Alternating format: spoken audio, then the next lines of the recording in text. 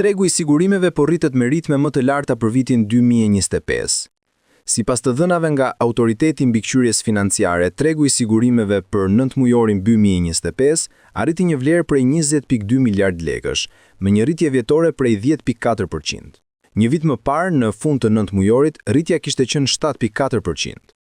Pjesërisht, përmirësimi i rritjes së tregut i detyrohet një efekti më të reduktuar të kursit të këmbimit, duke qenë se një pjesë e konsiderueshme e produkteve të sigurimit shiten në euro. Sipas AMF-s, në gjysmën e parë të vitit, pesha e primeve të shkruara bruto në euro kundrejt totalit u rrit në 31.4%, nga 33.2% që kishte qenë për të njëjtën periudhë të një viti më parë.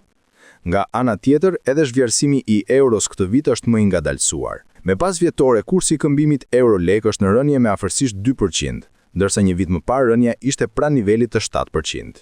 Në nivel të segmenteve të tregut, tregu i sigurimit të jetës vazhdon të ketë ritme më të larta të rritjes krahasuar me segmentin më të madh të sigurimit të jo jetës. Tregu i sigurimeve të jetës vazhdon të mbështetet gjerësisht e sigurimit i jetës së debitorit. Ky produkt sjell pothuajse 83% të volumit total të primeve të shkruara bruto. Produkti i jetës së debitorit është i lidhur pothuajse tërësisht me ecurinë e kredisë bankare. Shumica e bankave kërkojnë sigurim jete për kontratat e kredisë afatgjatë. Rritja e tregut sigurimeve është më e ngadaltë në segmentin e tij më të madh, atë të sigurimeve të jo jetës. Tregu i sigurimeve të jo jetës vazhdon të mbështetet kryesisht te sigurimet e detyrueshme motorike. Këto produkte sollën më shumë se 67% të primeve të shkruara bruto për 9 mujorin 2025. Rritje dyshifrore këtë vit po shfaqen edhe produktet veçanta të sigurimit vullnetar, kryesisht sigurimi kasko i automjeteve. Rritjet e lartë po shënojnë edhe sigurimi i sëmundjeve dhe sigurimi i përgjegjësive civile, ndërsa sigurimi i pronës nga zjarri dhe forcat e natyrës, që është edhe produkti kryesor i sigurimit vullnetar,